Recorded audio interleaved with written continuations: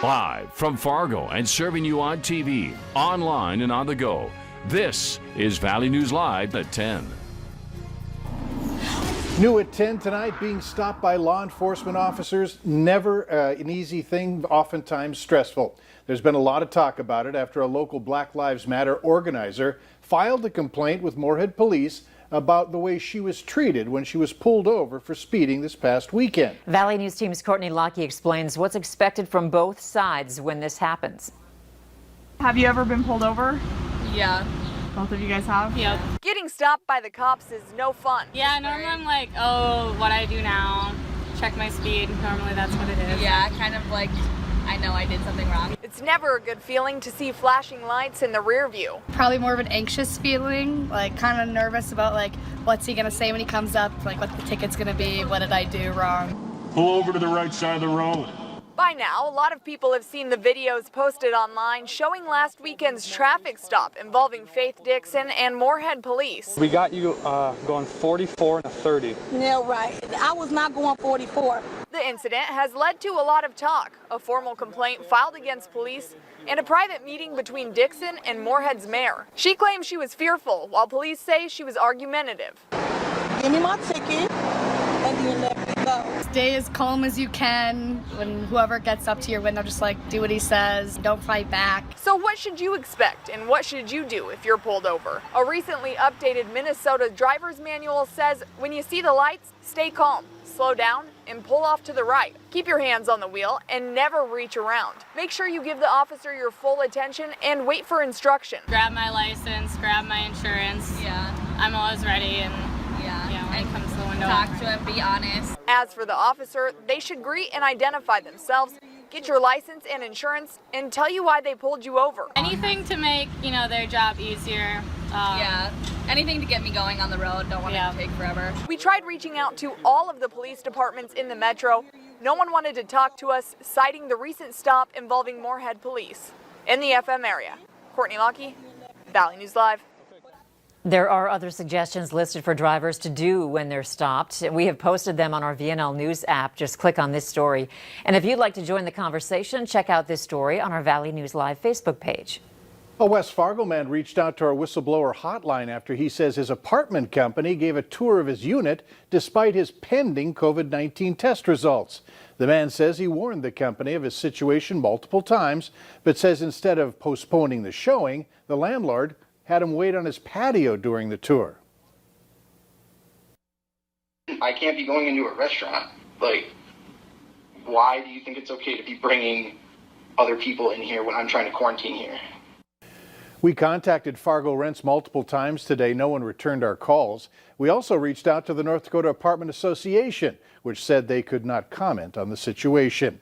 And if you need help with an issue in your community, call our whistleblower hotline at 701-237-6576. Leave your tip.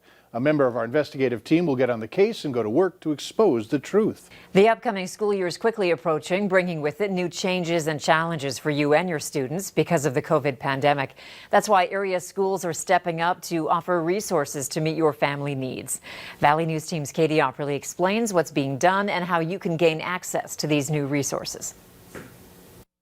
With new stress and pressure presented with COVID-19, school leaders say supporting our students both socially and emotionally is more important than ever. It's something that we've always valued, and the pandemic has just really put a focus on it. Kids will have a brand new experience this year, so school leaders want to make sure students feel supported in their journey, training teachers and bringing what they learn into the classroom. We'll have lessons about empathy, about understanding others, about emotional regulation, and just understanding different perspectives and social contexts, as well as diversity and just understanding our peers and our friends. Our main focus will be to build those trusting relationships. School districts will be working to identify students who might have a difficult time adjusting and offering individual attention. Social skills groups, maybe groups on stress and coping, maybe groups on how do I manage change in my family and in my school. Using community partners to address your child's needs. We have therapists that come into our middle schools and our high schools who are trained in trauma therapy and stress management. Area educators say it's part of their job to go beyond just teaching.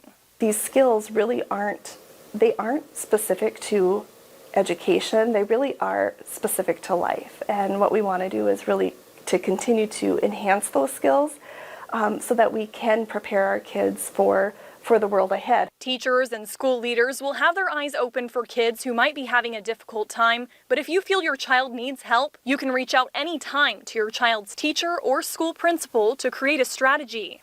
In Fargo, Katie Opperly, Valley News Live. Schools are also making educational changes. They'll be doing student assessments to find any learning gaps from being away from school or any special needs, and also doing interventions as needed. Area schools have more helpful tips online, like how to talk to your children about COVID or grief support. You can find those on our website or the VNL News app. With college coming up soon, there's an increasing need for contact tracing. North Dakota is trying to make what is typically a human process automated. It's targeting a new Care19 app that alerts people of possible exposure onto college students. The average college student probably has 40 to 50 contacts over 14 days. How do you do that? How do you trace those individuals when perhaps you don't even know their name? You're brand new on college campus. There's no way that you're going to know their name. There's no way you're going to be able to trace those effectively. So we employ technology. There have been recent discussions about an increased need for contact tracing as testing ramps up and students return to campus. New COVID-19 numbers for North Dakota are out, showing 188 new cases with 2 new deaths. The death toll is at 130 with 1,209 active cases. The positivity rate is at 3.87%. In Minnesota, there are 567 new cases of COVID-19, with 17 new deaths linked to the illness, the most in a day for the first time in 2 months. There are 1,738 deaths total, with more than 60,000 people saying they've recovered. Day 3 of the Democratic National Convention kicked off tonight. Joe Biden's pick for vice president, with Senator Kamala Harris and former President Barack Obama speaking. Senator Harris is expected to make a case against President Trump and for the new Democratic ticket. In her second speech as running mate, Harris laid out her vision for a more inclusive nation. To start off the convention, Harris encouraged everyone to exercise their right to vote. When we vote, things change. When we vote, things get better. When we vote, we address the need for all people to be treated with dignity and respect in our country. The Democratic National Convention will come to a close tomorrow, with former Vice President Joe Biden officially accepting his party's nomination for president. For those who like to go out on a boat on Twin Lake, you're going to have to go slowly.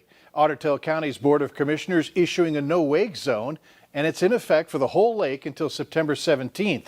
The no-wake zone was put in place because of recent rainfall and the high water levels as a result. The restriction means all watercraft on the lake should not go faster to form a wake or a wave. Usually the zone is within 250 feet of the shoreline. Planners are getting a look at what will be North Dakota's newest tourist destination. Medora will be home to the Theodore Roosevelt Presidential Library. 3 architectural firms have presented their renderings. All 3 concepts want to build into the landscape. Every single one of these architects interpreted the TR legacy and the beauty of the Badlands in their own way. But I think that what connects them is an appreciation for the beauty, the stunning, spectacular beauty of the Badlands. The final design will be announced on September 18th. The Theodore Roosevelt Foundation is confident it will unlock the $50 million state endowment for 2021, but have not said how close they are.